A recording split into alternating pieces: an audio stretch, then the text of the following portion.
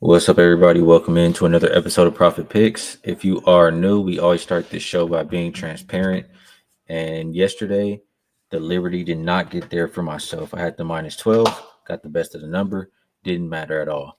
So, think, yeah, things have still been doing okay, above 60% the last 2 or 3 weeks, but have lost back-to-back days, so need to pick it up there, Rob Veno. Hopefully, yesterday was better for you. How are you doing today? I'm good, Skee. Yesterday wasn't really much better. I had a small play on the Aces team total over 87 and a half. Really didn't come close. I don't think I had a chance in that game, especially second half. Slowed down considerably offensively. So, like you, things have still been going good. I'm not going to complain. It's been a winning month in August. We've had like 5 of the last 6 winning months. So, but got to be better here today. I really thought the Aces would have a good chance against that defense last night of the Sky, and didn't work out that way.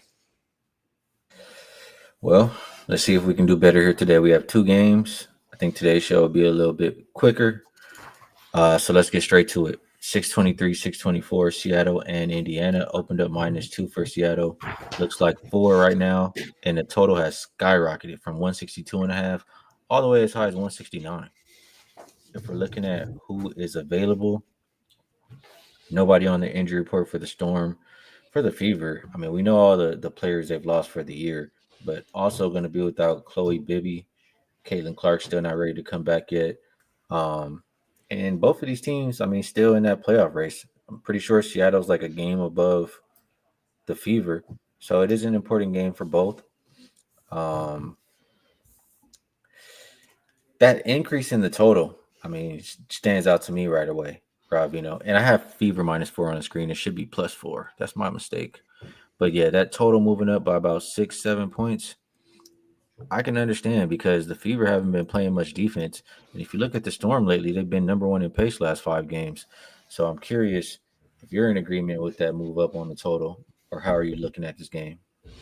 Yeah, when I first saw it, Ski, I immediately checked. I assumed that it meant Caitlin Clark would be back. She's been back to some activities, but obviously listed as out. So then I had to dig a little further. And absolutely right. I mean, Indiana's been playing good offensively too, despite all the subtractions from that offense. 88 plus allowed in 4 straight games.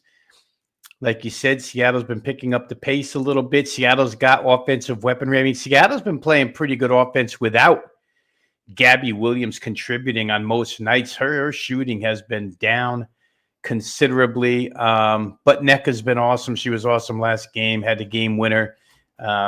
We know the players on that team that can score. So to me, I think my biggest worry for Indiana ever since the Sophie Cunningham injury has been defense. Sophie's probably the best remaining perimeter defender on that team. Without her, they really do lack perimeter defense. So Seattle should be able to take advantage. And inside, Indiana's vulnerable as well. So I do agree with the total move. When I looked at it again, I thought to myself, you know what? They're asking for 85 aside. And 4 straight Indiana games have hit 172 or better. That includes Connecticut, 2 against Minnesota. The second one, of course, was with Collier back in the lineup, but one was also against Washington. And Connecticut and Washington aren't teams that we generally consider high-octane offensive teams, yet they were able to get, play Indiana and get over this particular total. So to me, I think the last piece of handicap here would be, is Seattle's defense good enough? And on occasions, it's really not. Seattle's kind of a team that I'll just use the word inconsistency for their defense. Some nights I look at them and I say that's the defense that you expect, and there's other nights where that defense just doesn't show. So I think this total is probably correct. Indiana must see one way that they can win ball games right now, and it's with points. And Seattle's capable of scoring them. Good point. Shout out to our guy UCapper. Says it's 1:40 a.m. in the Philippines and he's watching the show. Appreciate you tapping in. And he says his only worry on the Storm side is travel fatigue. Yeah, it is their 4th straight road game, but man, they need every single one of these games. I can understand. For some reason, my gut in this game was telling me that the Fever actually come out and throw the first punch. but I don't believe in them for the full game. So I guess Fever first half, Storm full games, kind of how I'm looking at this one, or I am in agreement with the total going up. Yeah. Unless you have anything else, we can move right over to the next game. Yeah, real quick, Skee, just on Fever first half. I'm just looking right now for you. 45-40, they win. 52-50, they win. 45-52, they lose. But that's a bunch of first half points. Wow. So yeah, I could understand that. And just real quick, back to your playoff mentioning here. For the Storm side, they're only a half a game ahead of Golden State. They're obviously hanging on. They're only half a game ahead of Indiana. Those three teams are within half a game for the 6, 7, 8 slot. So important to both sides here. Extremely important to both sides. And this next game we're going to talk about here also has big playoff implications. Mercury at Sparks opened up -3.5. It did go up to I think about 5, but it's since come back down to the 3.5. Total though went from 172.5, and I'm looking at it as high as 177.5. Yeah, the Sparks are outside looking in right now in that ninth spot. I want to say if they just win their next two games, then they'll be even with I think both the Valkyries and the Fever. And they do play the Fever coming up. I think next game. So it's 9-game season for the Sparks. Try to make it into the playoffs. They need every single one. For the Mercury, they're in the kind of in the thick of things in the standings, but they could definitely use some wins too. They beat the Sparks twice this year. It was earlier in the season. It might have been the first game, and the other one was June 1st. So Sparks look a lot different right now than they did back then. And Mercury have been pretty inconsistent, I think, in general. So if you thought about these teams all season, you would think the Mercury are the better team.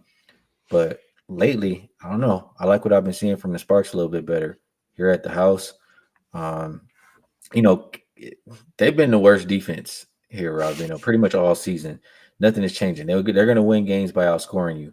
But seeing Kelsey Plum at the end of that last game yelling, we need to play some defense, to say it nicely, man, it's one thing to say it, but I'm just thinking, can they do it? I know the Mercury can play defense.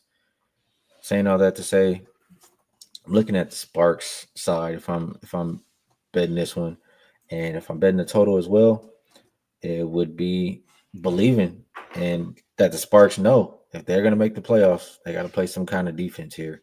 So under or Sparks are what I'm looking at here. How are you viewing this game? Yeah, I was going to mention, because when I saw the clip, I immediately sent it to you of Kelsey Plum. I mean, she was dead serious, but like you just said, I had the same thought. We're 35, 36 games in, and they haven't played defense yet. So what makes her, it's nice to say it, but I don't know that it's going to happen. The only thing is they've had a lot of time off. Skee. They haven't played since the 20th, the Sparks. They've had the most time off of anybody, and maybe all that time to prep and to rest. Maybe you could come out quick on the defensive end for the first, let's say, 20 minutes. But I don't know that LA is a team that can play defense for a full 40, or maybe they could play defense on a last possession type situation that decides the game. I just don't think they can play 40 minutes of defense. All that said, I like your word used with Phoenix inconsistency. The offense has been what's inconsistent. I had them over 80.5 team total the other day, the last game they played, I think. And they got to 81 with like 3 minutes left, so I won the bet, but they never scored after that. And Satu has been missing in action offensively here. Alyssa Thomas has carried this team. There was one game where I think Kalea Copper played hurt or didn't play at all. I forget which it was. So that hurts a little bit. But if not for Alyssa Thomas, they wouldn't win any of these games at this point in time. So ever since that blow up on the sidelines with Satu, where then she took the day off or the game off for personal reasons, whatever, she came back, she had one good game. And since then, just hasn't been the same. So I don't, I have trouble with Phoenix offensively in this one because my immediate reaction was, let's just go play over 177.5. Generally, they play high scoring games, two very high tempo offenses. Makes a lot of sense. But the Kelsey Plum quote, the absence of Sabali from the offense, it bothers me enough to keep me off of that total. I do think Phoenix is still the better team, the deeper team, but I'm not willing to play them as a side either. So I have a hard time with this game, and I have not played anything involving side or total yet. I think that I don't know. I like this game. I really do. We always have the question of rest versus rest, right? Sparks have had 5 days off. Mercury have had 3. I mean, you talked about we could see some defense for the first 20 minutes. We could see some rusty offense too. Mm-hmm. This is a very interesting game. Brian says Rakia over 1.5 threes. I don't want to talk anybody off the props. I haven't been digging deep into the props, and Rakia has been playing well, so I don't want to talk you off of that. I think we're done. Quick and easy today here, Rob. Then I can head back home to Las Vegas. So, and ZB Miami says he took Kelsey Plum over 20.5 points. So good stuff here. We will, or before we move it on over to best bets, let's do a little bit of promo here, Rob Veno. Yeah, so first up, we'll remind everybody of yesterday, and we'll go to today here as well, because the 2-day double blitz. So less than, what is it here? I think it's about a little over 13 hours left. You can take 11% off anything at Wager Talk. You have to use promo code 11 years, and then also it is $5 Tuesday. So there you go, Rob. I see you right there. Everybody has a top play up for $5. I have mine up and available. Pretty sure Veno does too. And if you want to check us out, it's a good day to do so. You can see what the write-up looks like. See if you want to get involved for a longer term. Now, Veno, I will pass it back to you. I'll ask you if there's anything else you'd like to promote. And if you have a best bet for the show, we'd love to hear it. If not, it's all good. Real quick, just in addition to what you said about $5 Tuesdays, I do have a play for the birthday special that's still up. It was up yesterday, up today. I made it my NFL Week 1 best bet because I feel like the price is going to move on this game. So if you want to get in early, if you're somebody who likes to bet a little bit early, NFL Week 1 best bet up and available for the $11 birthday price.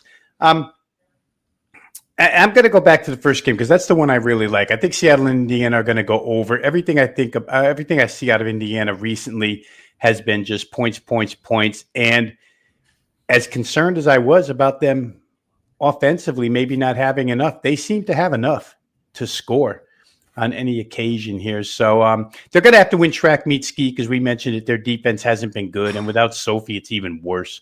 So I'm going to play over. It's the, how should I say it? It's the bad end of the line at this point in time, 160, when you could have gotten 162.5. But it has all the makings of a 170 plus game. So that's going to be the best bet for today. Seattle, Indiana over the total. All right. Good stuff, Rob. It's going to be a rare day where I don't give a best bet. I've made my one play for $5 Tuesday. I haven't made anything else. I did play my first play for college football, but we're not talking college football right now. So this will be a rare day where I don't have a best bet, but I can't go out without acknowledging this, Rob. Let's put this back on the screen. Hold on, let's put this back on the screen here. And look at you, Capper, in the chat. Oh, hell no. He says, what is this picture? They got in your mouth right there, RC. I don't know if he posed for that one or if they just planted that little New Year's Eve thing in his mouth. It's pretty interesting. Hey, you take one picture with no hat, man. They putting that dome on display every chance they get. It's what they were waiting for, that one. Oh man. All right. Well, yeah, we appreciate you guys tapping in with us. Vino, I'll be back with you again tomorrow. I'll be back home in Las Vegas. I appreciate you taking the time to break down the games.